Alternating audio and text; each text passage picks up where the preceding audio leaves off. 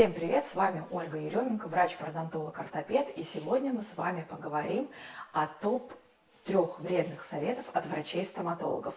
Совет первый. Нельзя чистить зубы сразу после завтрака. Этому даже есть научные доказательства, статьи на эту тему, о том, что зубы после завтрака через некоторое количество минут становятся более мягкими и растворимыми. Множественные научные исследования, и в том числе исследования академика Леонтьева, которые говорят, что pH слюны действительно становится более кислым после завтрака. И с увеличением кислотности слюны эмаль зубов становится более растворимой.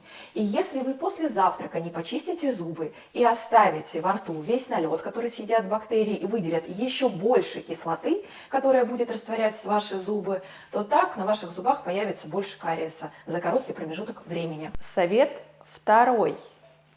Зубы нужно чистить обязательно круговыми движениями.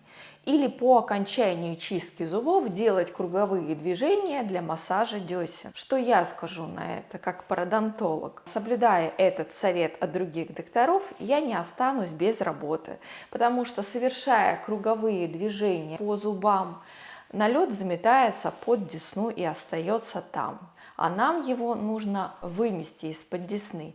И чистим мы не только зубы, а чистим мы полость рта. Более подробно есть видео, как правильно чистить зубы, можете его посмотреть. Поэтому возможен всего один вид чистки зубов у взрослого человека. Это выметающие движения от розового к белому, от розового к белому. Других правильных движений нет.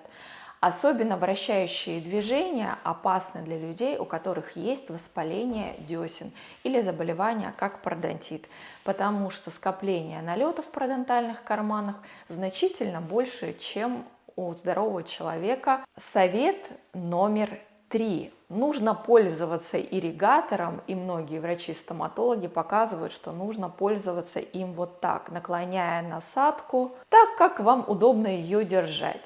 Это самый вредный совет.